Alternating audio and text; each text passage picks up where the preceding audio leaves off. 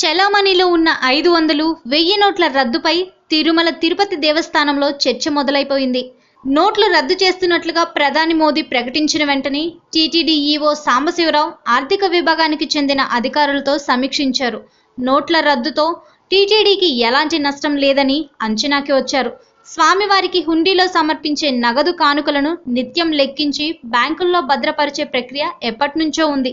So దీనివల్ల నోట్లు నిల్వలు లేకుండా పోయాయి. భవిష్యత్తులో వచ్చే నోట్ల మార్పిడికి ఎలాంటి ప్రతిబంధకం ఉండదనే అభిప్రాయానికి వచ్చినట్లుగా తెలుస్తోంది. పెద్ద నోట్లు రద్దవుతున్న కారణంగా ఈ హుండీ చెల్లింపులు పెరగవచ్చని అంచనా వేస్తున్నారు. ఈ మేరకు ఆన్లైన్ సేవలకు అంతరాయం కలగకుండా ఇప్పటికే టీటీడీ చర్యలు తీసుకున్నట్లుగా తెలుస్తోంది. విరాళాలు, స్వామివారికి కానుకలు చెల్లించే వారి కోసం సరికొత్త ప్రక్రియను అందుబాటులోకి తెచ్చింది. దీనివల్ల భక్తుల్లో ఆకర్షణ పెరుగుతుందని, వారికి ఎటువంటి అంతరాయం లేకుండా చర్యలు తీసుకోవాలని అధికారులు భావిస్తున్నారు. డిసెంబర్ తర్వాత ఈ హుండీ, ఈ డొనేషన్స్, విరాళాలు అన్నీ మరింత పెరిగే అవకాశాలు పుష్కలంగా కనిపిస్తున్నాయి. నల్లధనంతో శ్రీవారి హుండీ ఆదాయం పెరుగుతుందని ఇప్పటికే అందరికీ తెలిసిపోయింది.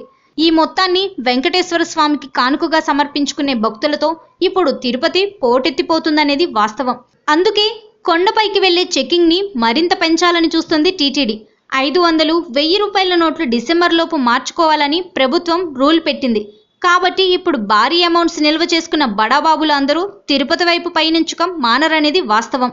దీనివల్ల శ్రీవారి హుండీ ఆదాయం కొన్ని వేల కోట్లు పెరిగే అవకాశం ఉందని ముందస్తు ప్రణాళికలను టీటీడీ సిద్ధం చేసుకుంటుంది. దీనికోసం బ్యాంకు వారిని ప్రత్యేకమైన గడువు టీటీడీ అడుగుతున్నట్లుగా తెలుస్తోంది. ఆర్థిక లావాదేవీలకు సంబంధించిన గడువును టీటీడీ కోరుతున్నట్లుగా విశ్లేషకులు చెప్తున్నారు. ఇక ఈ సంవత్సరానికి సంబంధించిన అసెస్మెంట్ ఇయర్లో టీటీడీ భారీ మొత్తంలో ఈ అమౌంట్ కలెక్ట్ చేస్తుందని ఆర్థిక నిపుణులు అంచనాలు వేస్తున్నారు. Like and subscribe Eagle Media Works.